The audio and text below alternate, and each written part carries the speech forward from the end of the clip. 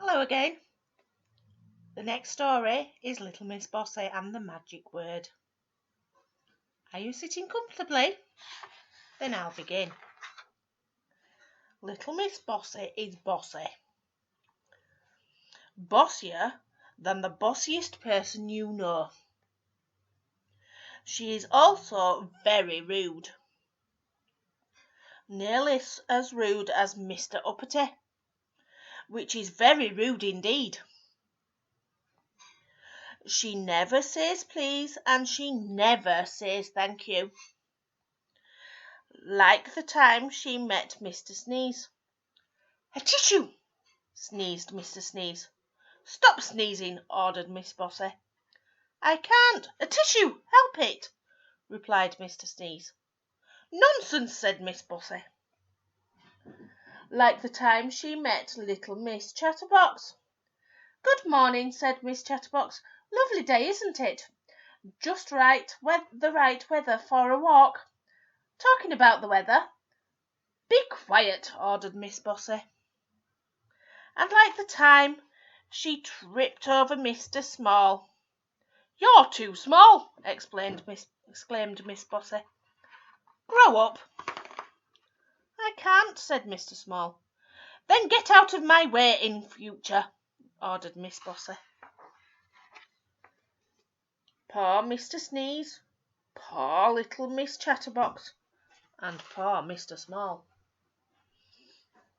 It was Mr. Small who decided that something had to be done. He went to see little Miss Magic. And once he had explained the problem, she agreed to teach Miss Bossy a lesson.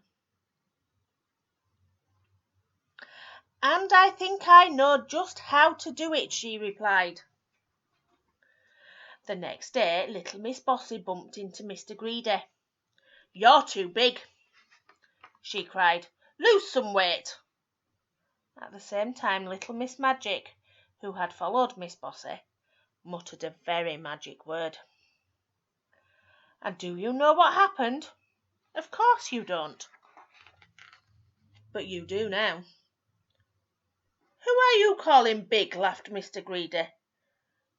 "You ought to take a look at yourself." Little Miss Bossy was lost for words. As soon as Mr. Greedy had gone, Miss Magic muttered some more magic words and Miss Bossy returned to normal. Further down the lane, Miss Bossy passed Mr. Cheerful's gate. He was painting stripes on his house to cheer it up. "That looks ridiculous!" snapped Miss Bossy. "Paint over those stripes." Little Miss Magic whispered the very magic word again.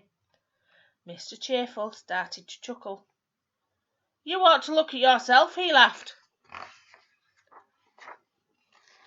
you see? She's stripy." Miss Bossy did. She was covered in stripes.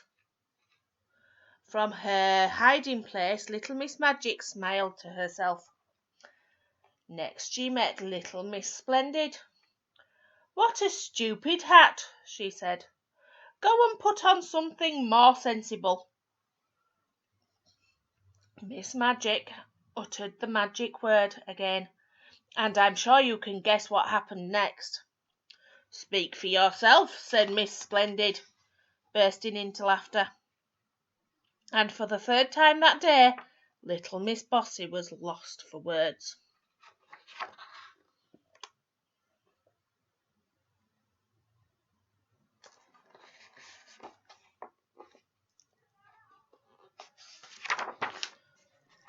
Just then Mr. Small came along. "Having a nice day?" he asked. "Mind your own business, Pipsqueak," snapped Miss Bossy. "And who are you to call Pipsqueak?" said Mr. Small, and chuckled.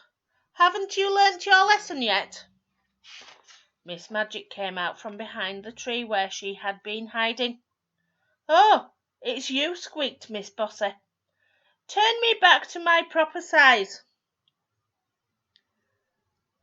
"You have to say the magic word," replied Miss Magic. Abracadabra, squeaked Miss Bossy. No, that's not the magic word I was thinking of. I'm sure you know what the magic word is, but it took Miss Bossy a bit longer to think of it. Please, she said eventually. And did she learn her lesson?